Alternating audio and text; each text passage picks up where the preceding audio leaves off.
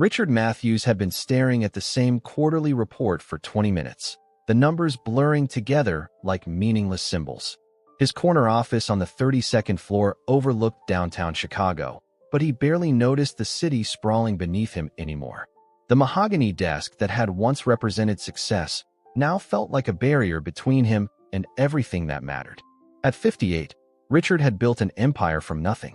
His investment firm managed billions, his name appeared on charity galas and business magazines, and his penthouse apartment could house a small family. But lately, the weight of all that success felt crushing rather than fulfilling. The meetings ran together, the deals lost their thrill, and he found himself wondering what the point of it all was. His assistant, Margaret, had stepped out to grab lunch, leaving him alone with his thoughts and the persistent ache that had settled in his chest months ago. The office was silent except for the hum of the air conditioning and the distant sound of traffic far below. He pushed the report aside and rubbed his temples, trying to massage away a headache that had been building all morning. When his private line rang, Richard almost ignored it. Only a handful of people had that number, and most of them were currently in meetings or on other continents conducting business. The caller ID showed a number he didn't recognize, which was strange. Telemarketers didn't usually get through his security system. Curiosity won over caution, and he picked up the phone on the fourth ring. "Richard Matthews," he said in his practiced business voice. What came through the speaker made his blood turn to ice. A small voice, barely above a whisper, trembled through the connection. "Daddy, please come home. Maya won't wake up, and we haven't eaten anything in 3 days. I'm really scared." Richard's mouth went completely dry. His first instinct was to hang up immediately. Wrong numbers happened all the time, and he had no business getting involved in someone else's family crisis. But something in that child's voice stopped him cold. It wasn't just fear he heard. It was the kind of raw desperation that cut straight through every defense he'd built around his heart. "Son, I think you have the wrong number," Richard managed to say, his voice gentler than he'd intended. "Please don't hang up," the boy whispered, and Richard could hear him starting to cry. "I found this number in Mama's phone. She said to call if something bad happened, but she's been gone for days and days. Maya's really hot, and she won't drink water, and I don't know what to do." Richard's hand tightened on the phone. Every rational part of his mind screamed at him to end the call, to contact the proper authorities and let them handle whatever this situation was. He wasn't equipped for this. He was a businessman, not a social worker or a family man. But the child's voice reminded him of something he'd buried deep, a pain he'd spent years trying to forget. "What's your name, son?" Richard heard himself asking. "Tommy," the boy said, sniffling. "Tommy Rodriguez. My sister is Maya, and she's only 7, but she's been sleeping for a whole day, and I can't wake her up." "Are you really my daddy? Mama showed me a picture once, but it was all torn up." Richard's heart hammered against his ribs. This child thought he was calling his father, a father who clearly wasn't there when his family needed him most. The parallel to his own life hit him like a physical blow. How many times had he been unreachable when it mattered? How many calls had he ignored because business came first? "Tommy, can you tell me where you are right now?" Richard asked, already reaching for his coat. The address the boy gave him was on the south side of the city, in a neighborhood Richard knew existed but had never had reason to visit. It was the kind of place that got mentioned in crime statistics and urban development meetings, not somewhere someone like him would ever set foot. But as Tommy continued to talk, describing an apartment with no food and a sister who wouldn't wake up, Richard found himself moving toward the door. "Tommy, I want you to listen to me very carefully," Richard said, his voice steady despite the chaos in his mind. "I'm going to come help you and Maya, okay?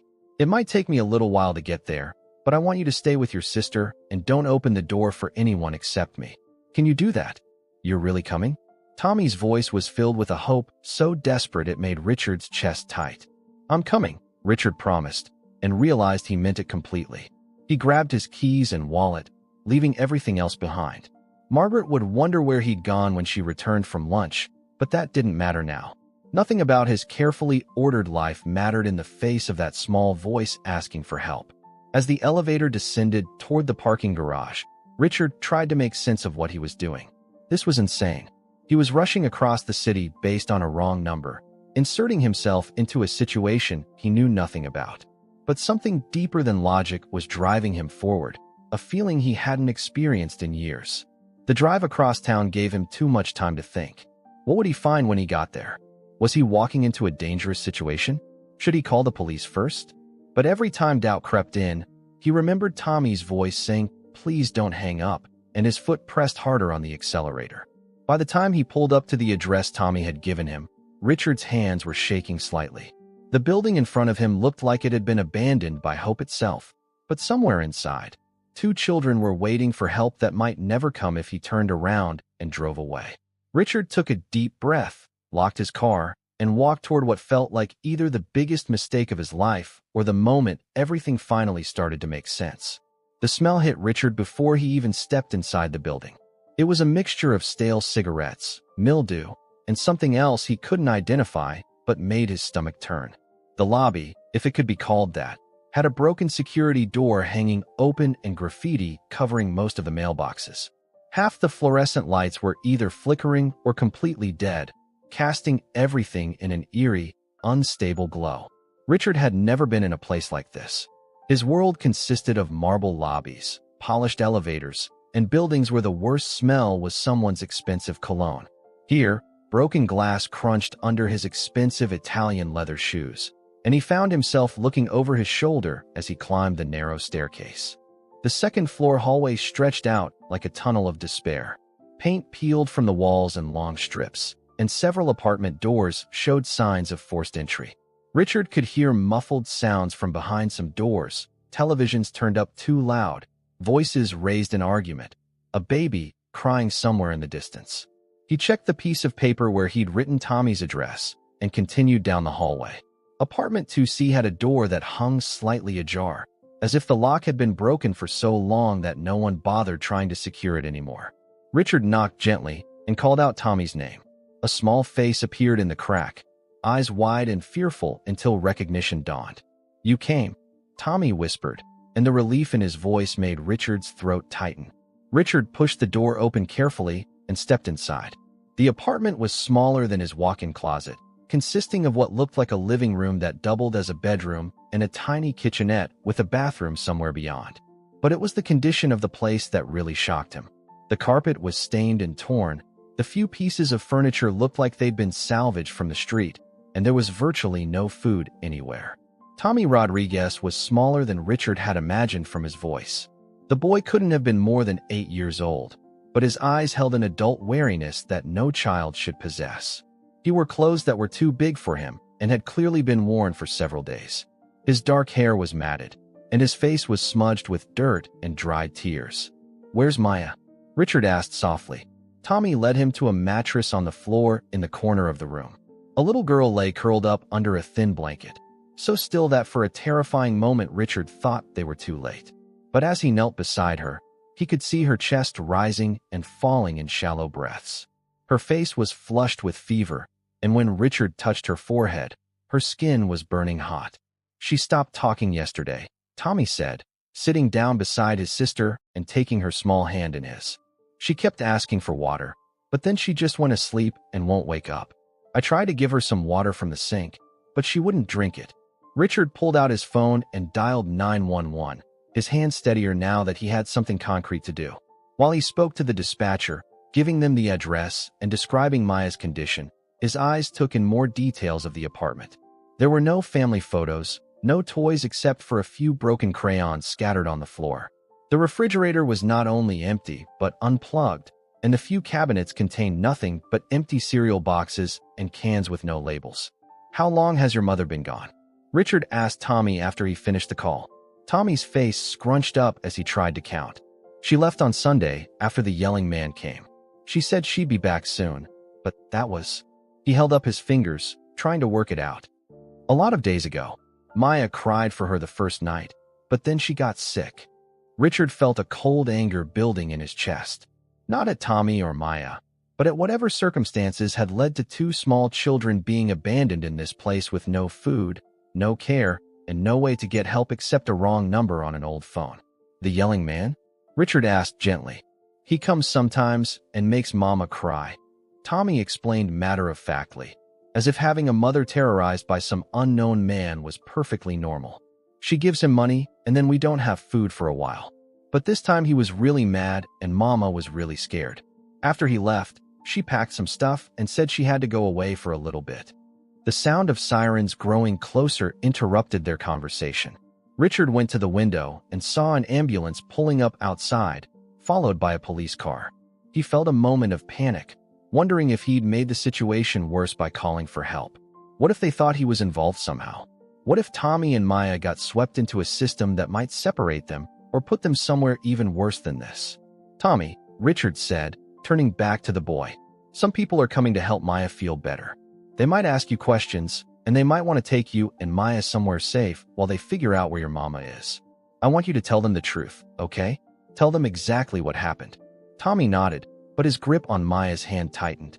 Will you stay with us? I don't want to go somewhere without Maya. The question hit Richard harder than he expected. This child, who had every reason to be suspicious of adults after being abandoned and left to care for his sick sister, was asking him to stay.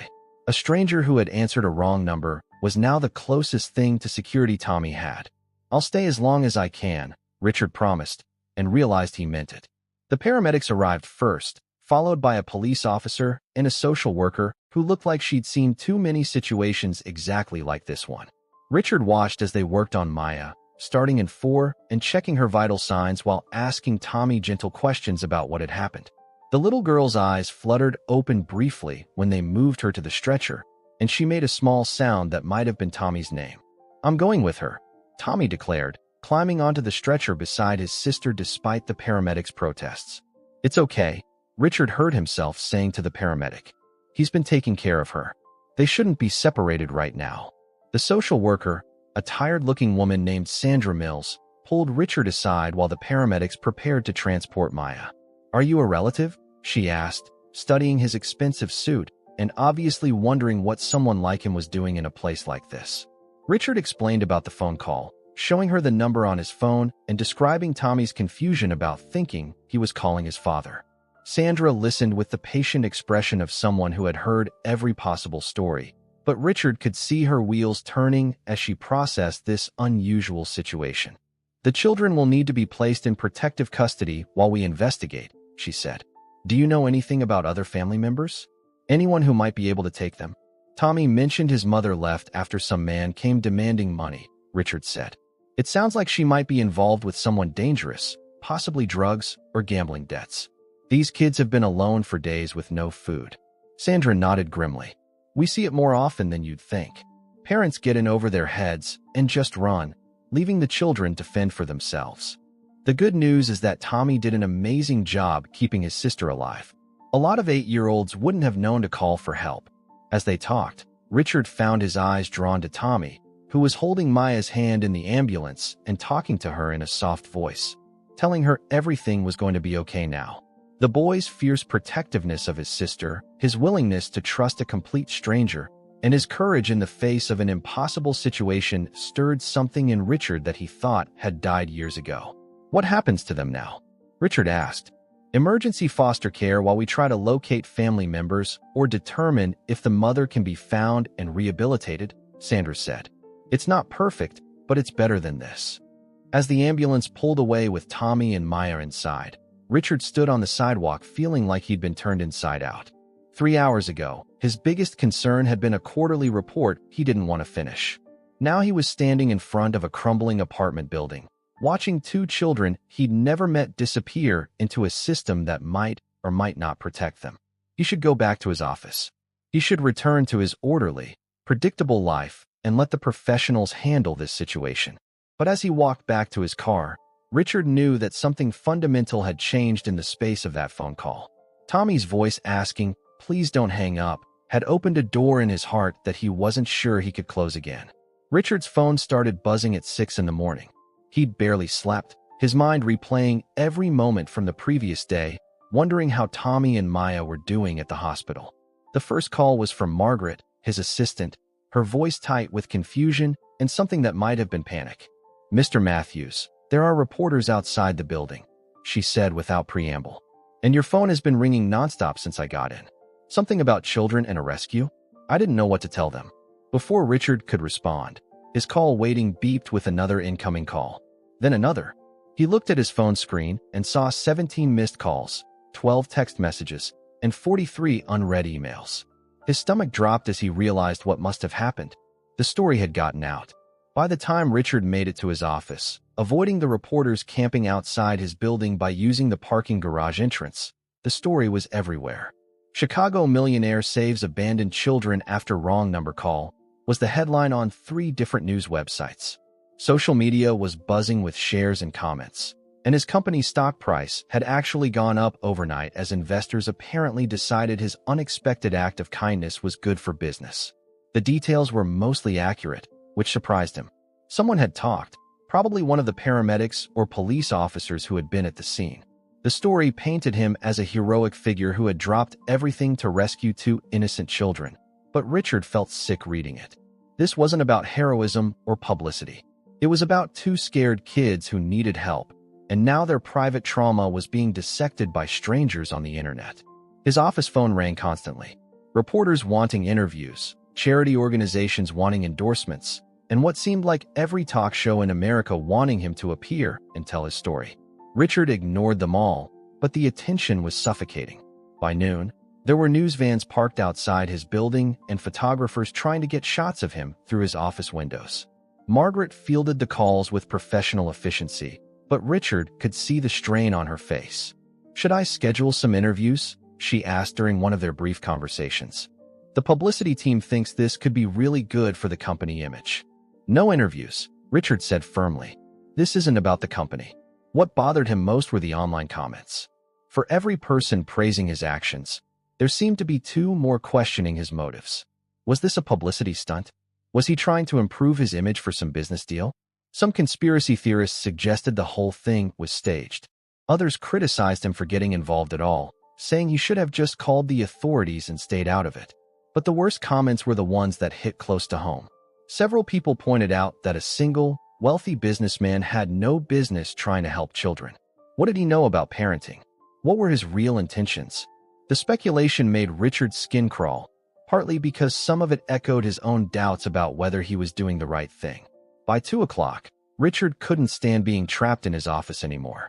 He told Margaret to cancel his afternoon meetings and drove to Chicago General Hospital, where Tommy and Maya had been taken.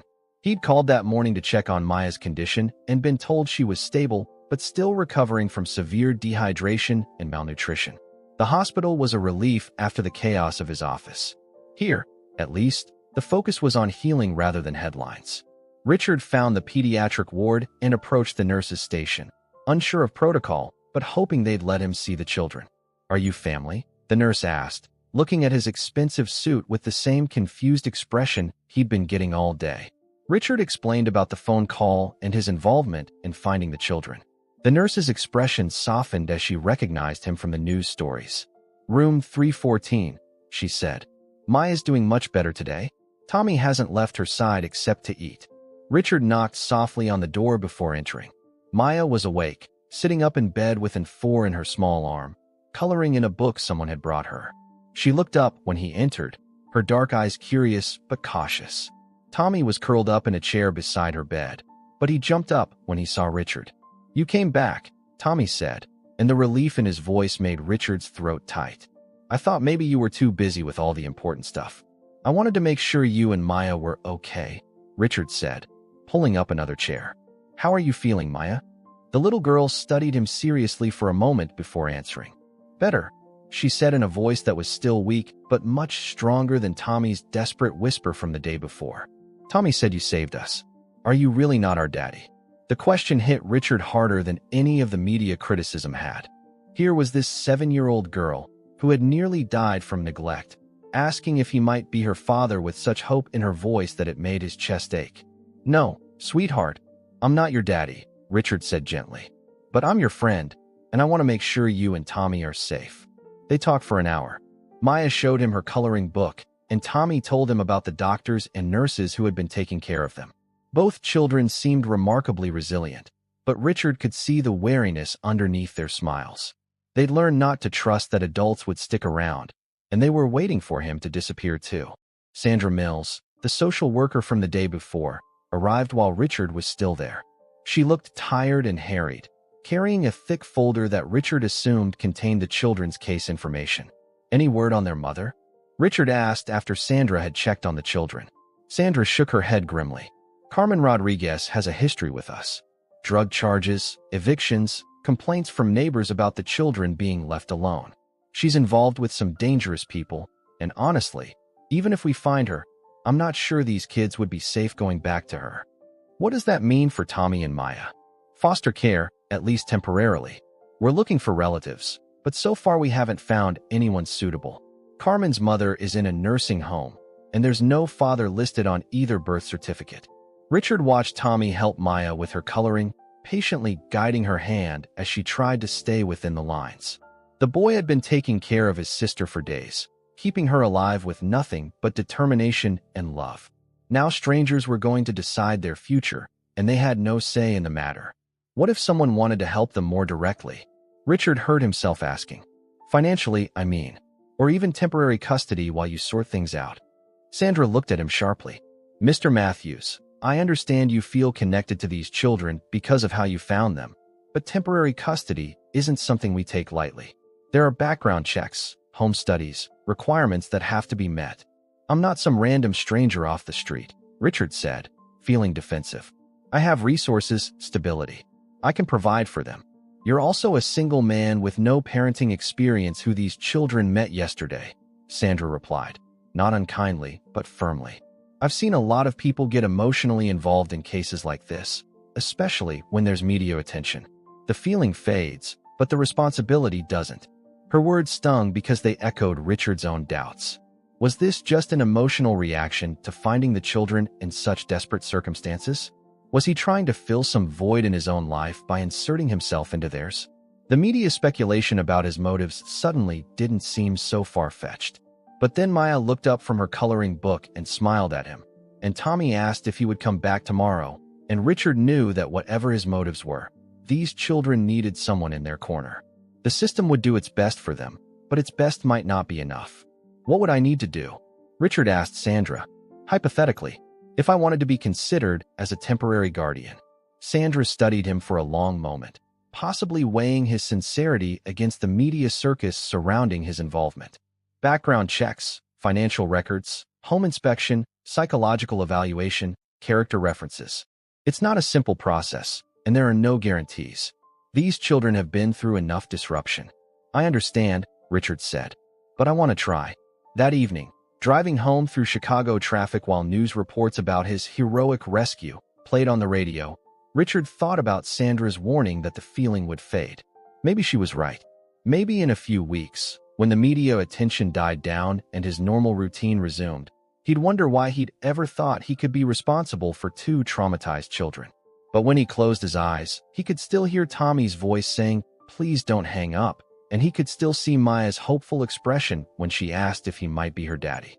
Those children had been abandoned by the one person who was supposed to protect them, and now they were facing an uncertain future in a system that was overwhelmed and underfunded. Richard had spent his entire adult life building wealth and success, but he'd never used either for anything that really mattered. Maybe it was time to find out if all that success was worth anything when it came to something that actually counted. The reporters were still camped outside his building when he got home, and his phone was still buzzing with interview requests and business calls. But for the first time in months, Richard felt like he had a purpose beyond the next quarterly report or business deal. Tomorrow, he would start the process of trying to become Tommy and Maya's temporary guardian. Tonight, he would figure out how to turn his sterile penthouse into a place where children could feel safe and loved. The headlines could say whatever they wanted about his motives. The only opinions that mattered belonged to two small children who needed someone to prove that not all adults would abandon them when things got difficult. The paperwork took 3 weeks. 3 weeks of background checks, home inspections, psychological evaluations, and interviews that made Richard feel like he was being dissected under a microscope. His penthouse apartment, which had always been his sanctuary, was examined by social workers who measured square footage, checked for safety hazards, and asked pointed questions about his lifestyle and motivations. During those weeks, Richard visited Tommy and Maya at the hospital every day. Maya recovered quickly once she was properly hydrated and fed, But both children remained in the pediatric ward while the bureaucracy ground through its processes. Richard brought books, games, and small gifts, but more importantly, he brought consistency. He showed up when he said he would, and he never made promises he couldn't keep. The day Sandra Mills called to tell him his temporary guardianship had been approved, Richard felt a terror he hadn't experienced since his first major business presentation 20 years earlier. Having the children visit his apartment for supervised meetings was one thing. Actually being responsible for their daily care, their safety, their emotional well-being, that was something else entirely. Tommy and Maya arrived at his building on a gray October afternoon, carrying their few possessions in plastic bags provided by the hospital. Richard had spent a fortune converting his home office and guest room into proper bedrooms, complete with twin beds, colorful bedding, and toys he'd researched online. But as the children stood in his marble foyer, looking small and overwhelmed, he realized how sterile his apartment still felt. The first week was a disaster. Maya cried every night, calling for her mother despite everything that had happened. Tommy wet the bed twice and was so embarrassed he hid the sheets in his closet rather than tell Richard. Neither child would eat much of anything Richard tried to make, and they both jumped at sudden noises like the dishwasher starting or the elevator arriving. Richard had no idea what he was doing. He'd hired a housekeeper years ago to handle domestic chores, so he didn't even know how to do laundry properly.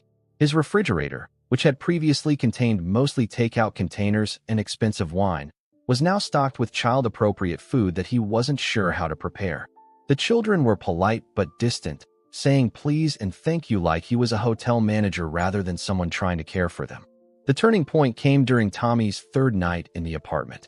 Richard was awakened at 2 in the morning by screaming from the boys' room. He rushed in to find Tommy thrashing in his bed, caught in what was clearly a terrible nightmare. When Richard tried to wake him gently, Tommy's eyes opened, but he seemed to look right through him. "Don't hurt Maya," Tommy whispered, his voice raw with terror. "Please don't hurt her. I'll be good. I promise I'll be good." Richard's heart broke as he realized Tommy was reliving some trauma from before their mother abandoned them. He sat on the edge of the bed and spoke in the calmest voice he could manage. "Tommy, you're safe. Maya's safe. Nobody's going to hurt either of you." It took 20 minutes for Tommy to fully wake up and recognize where he was. When he did, he immediately started apologizing, as if having nightmares was something he needed to be sorry for. Richard found himself pulling the boy into his arms, something he hadn't done in years, and just holding him while he cried. "There was a man," Tommy whispered against Richard's shoulder. "He used to come when Mama needed money. He was mean to her, and sometimes he was mean to us too. Maya would hide in the closet, but I had to stay and make sure he didn't find her." Richard felt a cold rage building in his chest as he understood what these children had endured. An 8-year-old boy had been protecting his little sister from an adult who threatened them, while their mother apparently did nothing to stop it. No wonder Tommy had nightmares. No wonder both children seemed to expect the worst from every situation. "He can't hurt you anymore," Richard said firmly. "I won't let anyone hurt you or Maya ever again."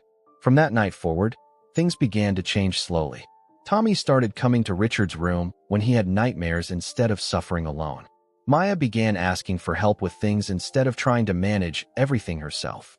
They started talking more at dinner, sharing small details about their day or asking questions about Richard's work. Richard learned to make pancakes because Maya loved them.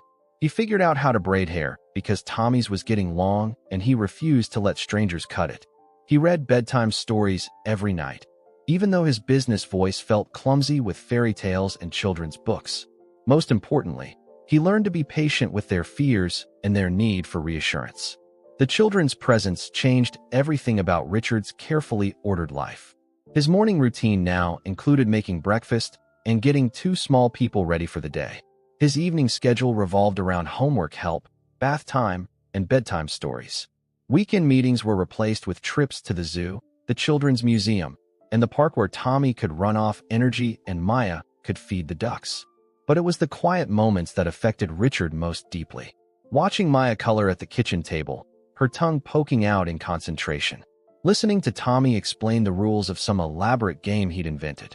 Finding them both asleep on the couch during a movie night, curled up together like puppies seeking warmth.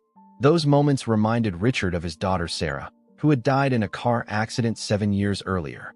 Sarah had been 12 when it happened, old enough to have real conversations and share jokes, old enough for Richard to see glimpses of the woman she might have become.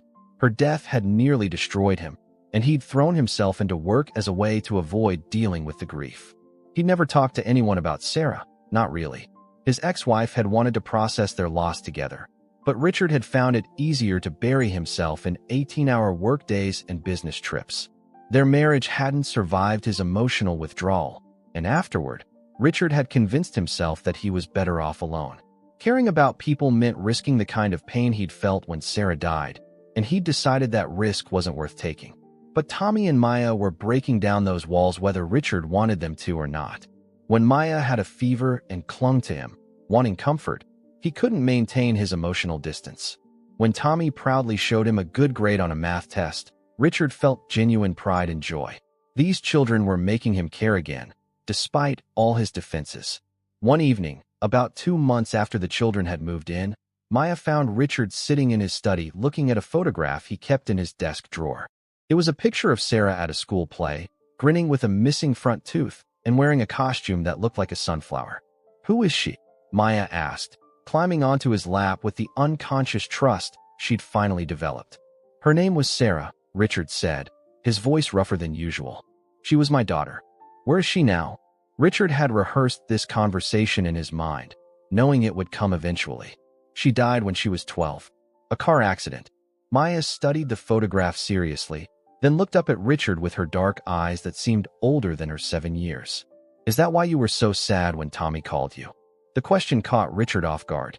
He'd never thought about it that way, but maybe Maya was right.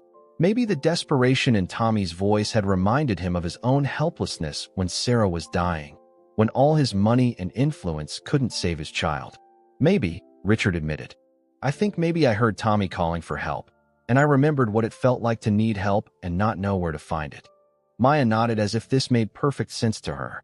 "Tommy says you saved us, but I think maybe we saved you too." Out of the mouths of babes, Richard thought. This 7-year-old girl had identified something he'd been struggling to understand about his own motivations. He hadn't just rescued Tommy and Maya from a terrible situation. They'd rescued him from a life that had become hollow and meaningless after Sarah's death. That night, after both children were asleep, Richard called his ex-wife Jennifer for the first time in 3 years. She was shocked to hear from him, even more shocked when he told her about Tommy and Maya.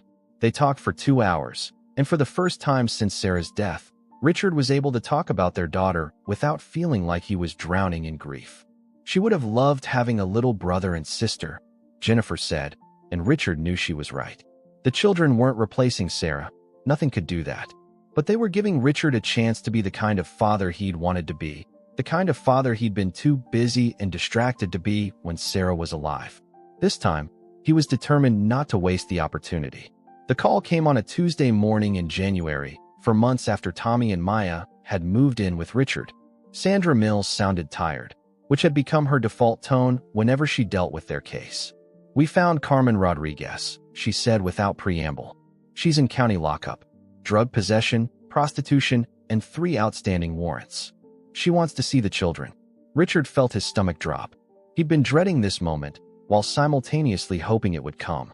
Part of him wanted the children to have their mother back if she could get clean and provide a safe home.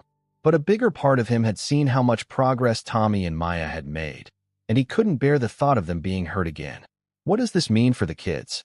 Richard asked, watching through his office window as snow fell on the city below. "Court hearing in 2 weeks. Carmen's lawyer is arguing that she's gotten treatment in jail and wants to regain custody. The state has to give her that opportunity, especially since she's their biological mother." Richard closed his eyes, feeling the familiar weight of helplessness he'd experienced when Sarah was dying. All the money in the world couldn't change the fact that the legal system favored biological parents, even ones who had abandoned their children to near death. The hearing was held in a sterile courtroom that smelled like disinfectant and broken dreams. Carmen Rodriguez looked nothing like the woman Richard had imagined during the months of caring for her children. She was thin to the point of being gaunt, with the hollow cheeks and nervous energy of someone who had been using drugs for years. Her court-appointed lawyer had dressed her in clothes that were too big, probably borrowed from someone else, and she kept picking at her fingernails while she waited. When Carmen saw Tommy and Maya, she started crying immediately. The children sat between Richard and Sandra, Tommy holding Maya's hand so tightly his knuckles were white. Maya pressed herself against Richard's side, clearly frightened by the emotional display from the mother she barely remembered. "My babies," Carmen whispered, reaching toward them. "Mommy's sorry. Mommy's going to do better now." Tommy looked at his mother with an expression that was far too adult for an 8-year-old. "Where did you go?" he asked, his voice steady but cold. Maya almost died. The words hit Carmen like a physical blow, and she started sobbing harder. Her lawyer put a hand on her shoulder and whispered something in her ear, probably telling her to get control of herself. But Richard could see that whatever treatment Carmen had received in jail hadn't addressed the fundamental selfishness that had led her to abandon her children in the first place. She was crying for herself, not for what she'd put Tommy and Maya through. The state's attorney presented a straightforward case. Carmen Rodriguez had abandoned her minor children without adequate food, water, or supervision. The children had been found in life-threatening conditions and had thrived in temporary guardianship. Carmen's history showed a pattern of neglect and poor judgment that made her an unfit parent. Carmen's lawyer argued that his client had been coerced into leaving by an abusive boyfriend, that she'd suffered from untreated mental illness and addiction, and that she deserved a chance to reunite with her children now that she was sober and receiving help. Then it was Richard's turn to testify. He'd been dreading this moment, knowing that Carmen's lawyer would try to paint him as a wealthy dilettante playing at being a parent. But as he sat in the witness stand, looking at Tommy and Maya in the gallery, Richard felt a calm determination settle over him. "Mr. Matthews," Carmen's lawyer began, "you've had these children for less than 6 months. Before that, you had no experience as a parent, is that correct?" "I had a daughter," Richard replied. "She died 7 years ago." The lawyer paused, clearly not expecting that answer. "I'm sorry for your loss. But you're not married, you work long hours in a demanding job, and you have no extended family to help with childcare. How can you provide the stable family environment these children need?" Richard looked at Tommy and Maya, both watching him with anxious expressions. "I've changed my work schedule completely," he said. "I'm home every evening for dinner, homework, and bedtime. I haven't traveled for business since the children moved in. As for extended family, these children have lived their entire lives without grandparents, aunts, uncles, or any other relatives who cared enough to check on their welfare. What they have now is someone who will never abandon them. But surely you understand that a mother's love is irreplaceable." Richard glanced at Carmen, who was staring at her hands. "I understand that love requires action, not just emotion. A mother who loves her children doesn't leave them alone for days without food. A mother who loves her children doesn't expose them to dangerous people. A mother who loves her children puts their needs before her own addiction." The cross-examination continued for an hour, but Richard remained steady. When asked about his motivations, he talked about the progress the children had made, Tommy's nightmares becoming less frequent, Maya's willingness to trust adults again, both children's improved grades and social development. When asked about his ability to provide long-term care, he talked about the college funds he'd already established and the therapy sessions he'd arranged to help them process their trauma. Tommy was called to testify, which Richard had tried to prevent, but the judge allowed. The boy sat in the witness chair looking impossibly small, his legs dangling without touching the floor. When asked if he wanted to go back to his mother, Tommy's answer was simple and devastating. "She left us," he said, looking directly at Carmen. "Maya was dying, and she wasn't there. I called for help, and Richard came. I don't want to go somewhere where people leave." Maya was deemed too young to testify, but she'd been interviewed by a child psychologist whose report was entered into evidence. The psychologist noted that Maya showed signs of attachment disorder when discussing her mother, but demonstrated healthy bonding with her current guardian. Carmen's testimony was painful to watch. She cried through most of it, apologizing repeatedly and promising to do better. But when pressed for details about her plans, her answers were vague. She had no job lined up, no stable housing, and no support system beyond the social services she'd been assigned. Her sobriety was measured in weeks, not years, and she couldn't explain how she would support 2 children when she'd never been able to do so before. The judge, an older woman named Catherine Brennan who had clearly seen too many cases like this one, listened to everything with professional detachment. When all the testimony was finished, She announced that she would take the matter under advisement and issue her ruling within a week. That week was torture for Richard. He tried to maintain normal routines with the children, but he could see the anxiety in their eyes. Tommy asked repeatedly if they were going to have to leave, and Maya started having accidents again for the first time in months. Both children seemed to understand that their future hung in the balance, and they clung to Richard with desperate intensity. Richard found himself lying awake at night, staring at the ceiling and running through every possible scenario. If the judge ruled in Carmen's favor, would he be allowed to visit the children? Would they be safe? Would Carmen's promises of change actually mean anything? Or would Tommy and Maya end up back in the system within months? The call came on a Friday afternoon. Judge Brennan had reached her decision and would announce it in court at 9 Monday morning. Richard spent the weekend in a fog of anxiety, going through the motions of normal family life, while his mind raced with possibilities. Monday morning arrived gray and cold. Richard sat in the same courtroom where they'd been a week earlier, with Tommy and Maya beside him and Sandra on his other side. Carmen was there with her lawyer, looking nervous and picking at her fingernails again. Judge Brennan entered, and everyone stood. When she sat down and opened the file, the courtroom was so quiet Richard could hear his own heartbeat. "This is a difficult case," the judge began, "because it involves a mother who clearly loves her children but has demonstrated repeatedly that she cannot provide adequate care for them. The court must consider what is in the best interests of Tommy and Maya Rodriguez, not what makes the adults in this room feel better about their choices." Richard's hands were sweating as the judge continued. "Ms. Rodriguez, you have had multiple opportunities to provide a safe, stable home for your children, and you have failed each time. Your pattern of behavior shows that your addiction and poor judgment have consistently taken priority over your children's welfare. While I commend your stated desire to change, your history suggests that such change is unlikely to be permanent." Carmen started crying again, but the judge wasn't finished. "Mr. Matthews, you have provided exceptional care for these children during a critical period in their development. The psychological evaluations show significant improvement in both children's emotional and social functioning. Your commitment to their welfare appears genuine and sustained." Richard held his breath. "Therefore, I am terminating Ms. Rodriguez's parental rights and granting permanent custody of Tommy and Maya Rodriguez to Richard Matthews, with the understanding that he intends to formally adopt them within the next year." The gavel came down with a sound like thunder.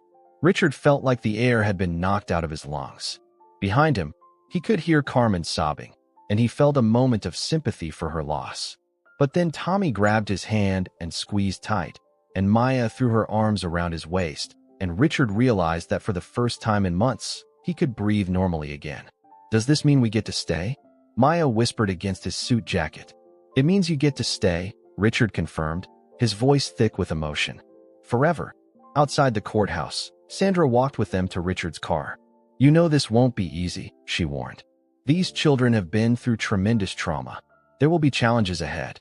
"I know," Richard said, watching Tommy help Maya into her car seat with the careful attention of a big brother who had learned too young that adults couldn't always be trusted to take care of the important things.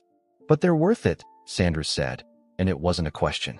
"They're worth everything," Richard replied, and meant it completely. That night, over pizza in their apartment now, officially and permanently, Tommy asked a question that had clearly been weighing on his mind. "Are you going to change your name to be our dad for real?" Richard had been thinking about the same thing. "Would you like me to?" Both children nodded solemnly. "Then yes," Richard said. "Tommy and Maya Matthews sounds pretty good to me." Maya grinned, showing the gap where she'd lost her first tooth the week before.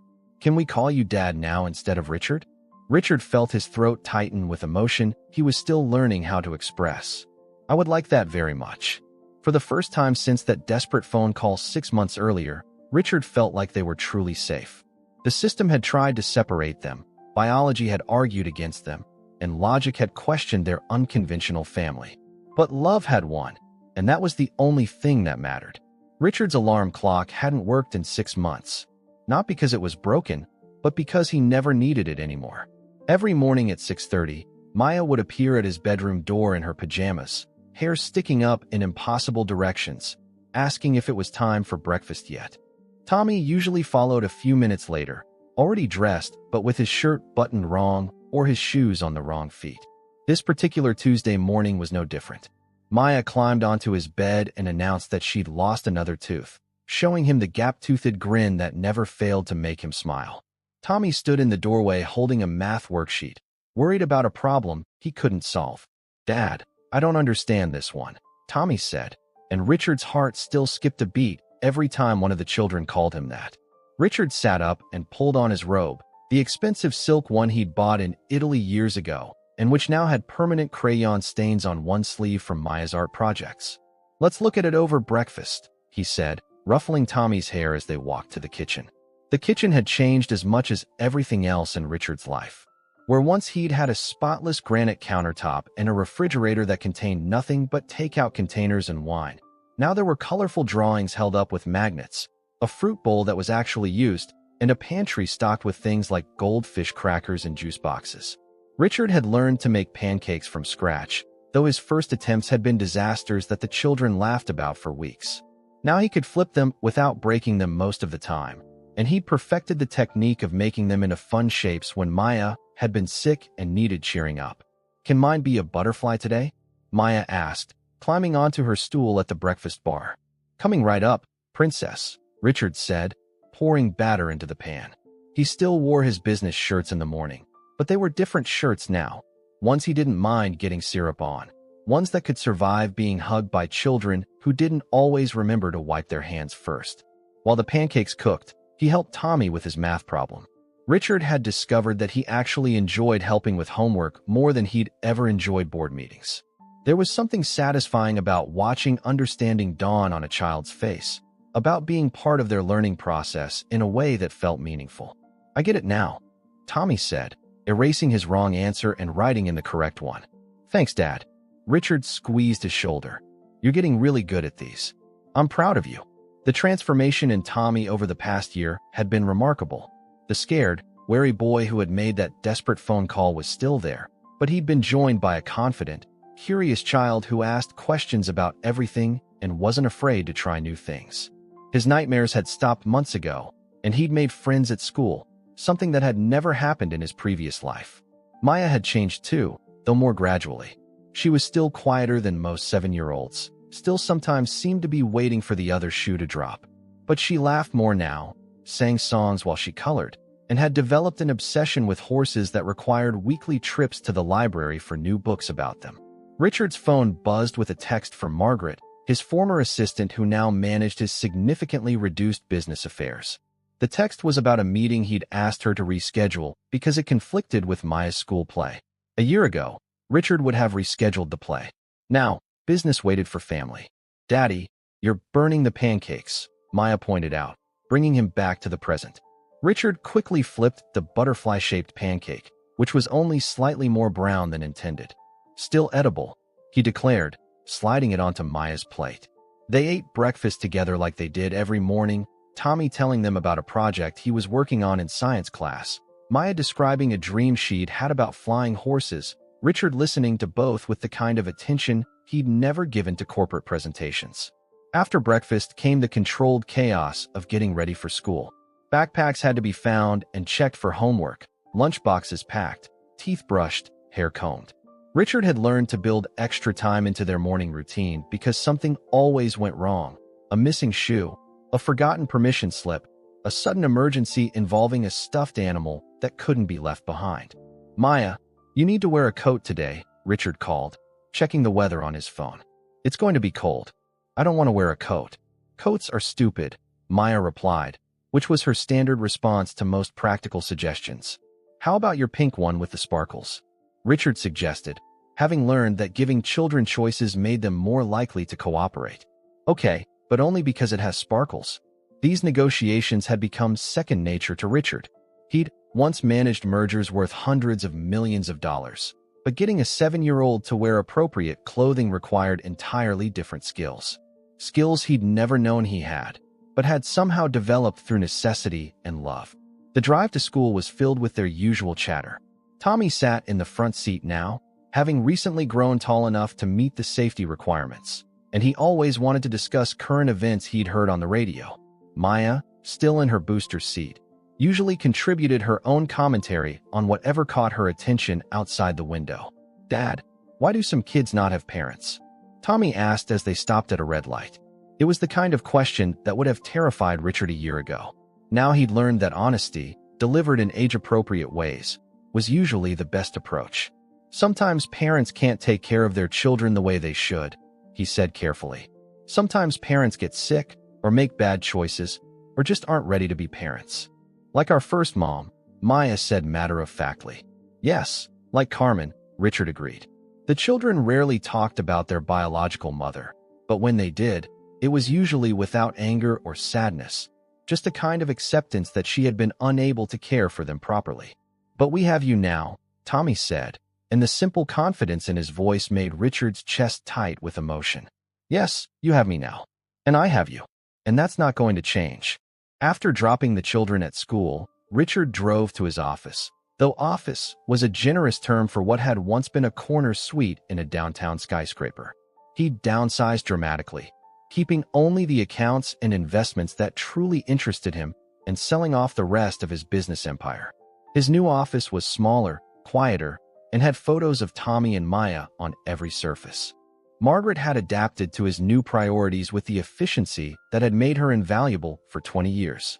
She scheduled his meetings around school events, made sure he was home by 6 every evening, and had become something of a surrogate grandmother to the children. She kept a drawer full of Band-Aids and crackers for the days when Tommy and Maya came to the office after school. "How was the butterfly pancake received?" Margaret asked as Richard settled at his desk with coffee that was actually good, since he'd had to learn to make decent coffee for himself. "Mixed reviews, but no complaints," Richard replied. "Any emergencies I need to know about?" "Nothing that can't wait until after Maya's horse phase ends," Margaret said with a smile. She'd learned that Richard's children were always the most important item on his agenda. Richard worked for a few hours, handling the kinds of financial decisions that once would have consumed his entire day, but now felt routine and manageable. His business had become more focused, more personal, and oddly enough, more successful than it had ever been when he was trying to conquer the corporate world. At lunch, he met Jennifer, his ex-wife, at a small cafe near her office.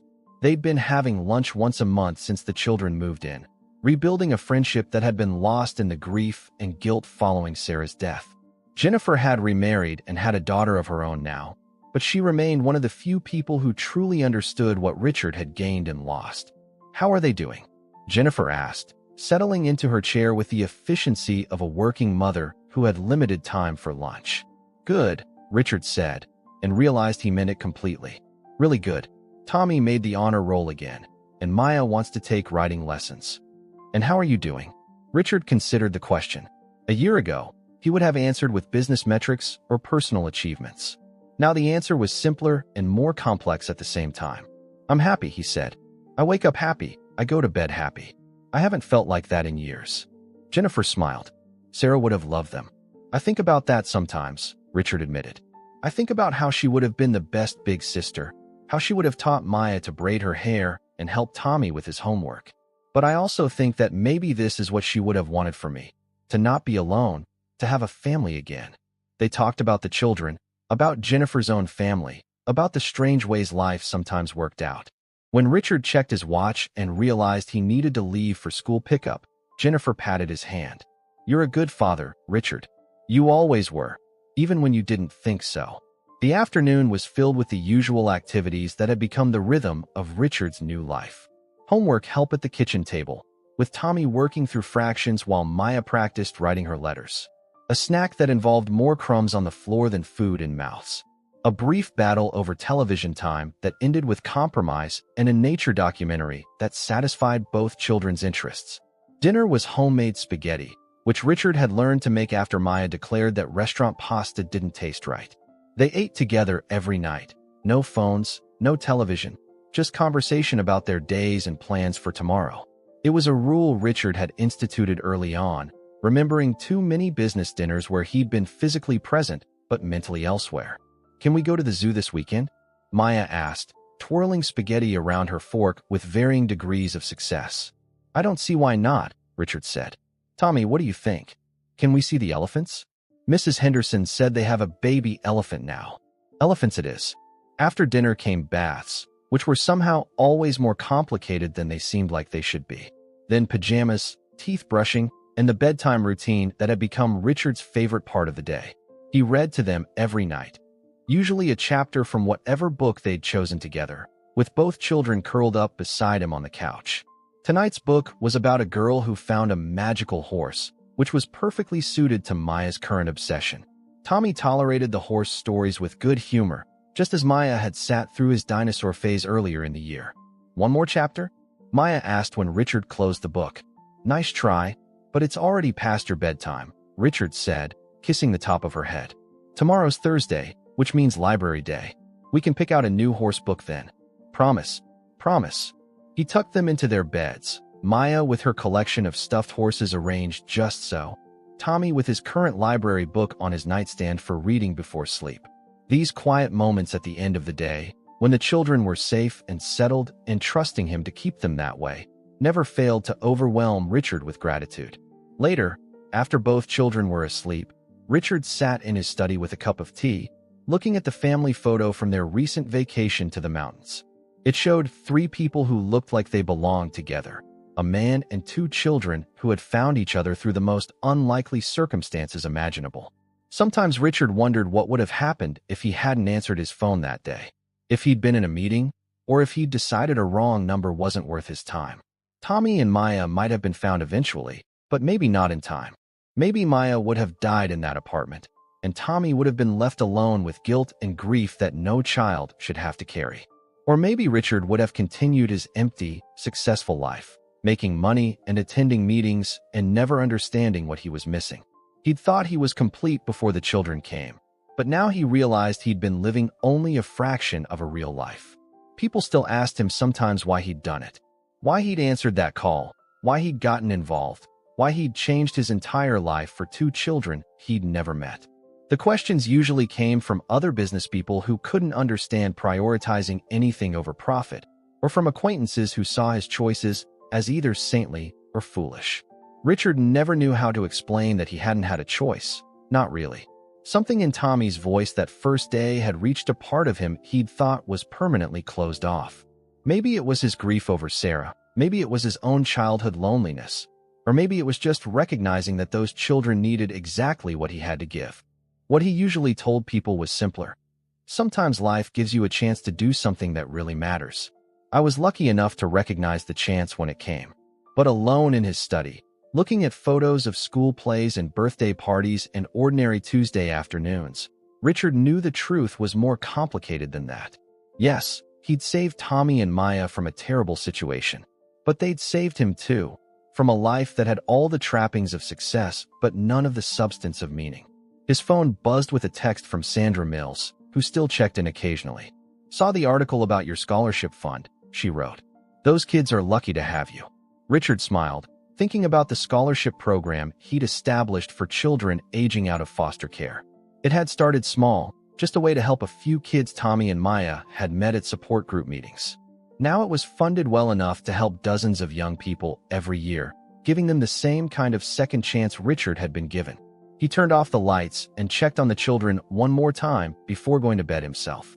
Maya was sleeping with one arm around her favorite stuffed horse, her face peaceful in the dim light from the hallway. Tommy had fallen asleep with his book still open, and Richard carefully marked his place and set it aside. Standing in the doorway between their rooms, Richard felt the same sense of wonder that hit him every night. These 2 small people, who had come into his life through pure chance, had taught him more about love and purpose than 40 years of business success ever had. They'd shown him that family wasn't about biology or perfect circumstances. It was about showing up, day after day, and choosing to care for each other no matter what. Tomorrow would bring new challenges, new adventures, new opportunities to mess up and try again. Maya would probably refuse to wear a coat, Tommy would have homework questions, and Richard would burn something at breakfast. But they'd face it all together. This unlikely family that had been built on a foundation of a single desperate phone call and sustained by the simple decision to not give up on each other. As Richard got ready for bed in his master bedroom, he could hear the soft sounds of his children sleeping down the hall.